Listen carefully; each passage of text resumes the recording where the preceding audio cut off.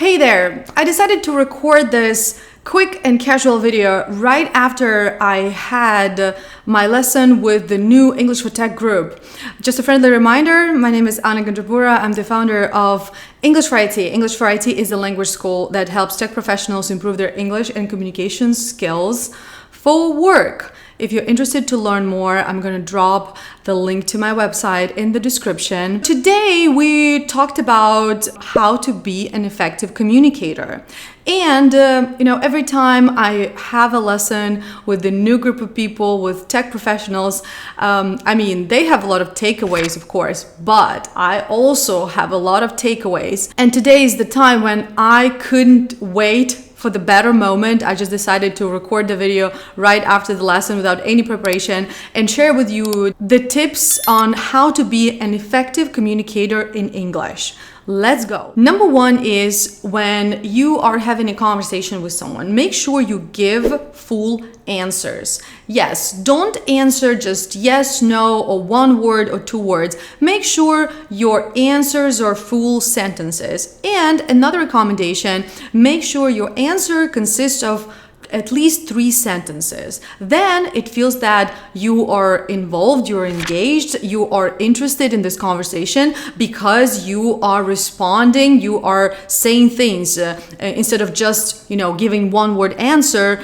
Because when you give just one word answers, it feels that you want to finish this conversation and, go home, for example. Number 2, I want you to make sure you also ask questions, not only answer questions that other people ask you. That is why always have some questions prepared. Again, when you ask questions, you show that you are engaged and you are interested to continue the conversation. Also, when you ask people questions, or actually you don't have to ask questions all the time. You can just make comments about what you heard. Well, so when you do that, you make the other person feel good because they feel that you listen to them and you are interested. You want to talk more about what they're telling you about. The third tip that I believe is one of the most important tip for any type of communication, business, professional, personal. When you speak with someone, think about that other person, not only just about yourself. Because, by nature, human beings are very selfish. That's why when we, do something, when we say something, we always think ourselves first, which is good, but in some situations, we have to think differently. Okay, so here is a situation. Let's say you are pitching yourself, introducing yourself at a job interview, right? You were speaking with a recruiter and they asked you this question, tell me about yourself. And you start telling them about yourself without thinking what they want to hear. You just tell them what you think is important. This is not exactly the best approach here.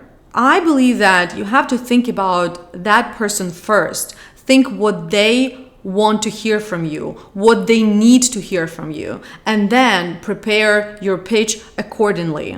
Because, for example, if you think that, oh my God, I want to talk about my software engineering skills, like how good I am, I have a lot of experience, working for fintech companies, but they are not a fintech company. So why don't you focus on more relevant experience and talk about that experience more instead of speaking about fintech experience all the time? That's why I recommend that you always think about other people first in order to ensure successful and smooth communication, right? And this, like I said, this is a game changer for any situation, both personal and business situations. When you start thinking about other people, their needs, what they want, you will always be successful in any type of communication.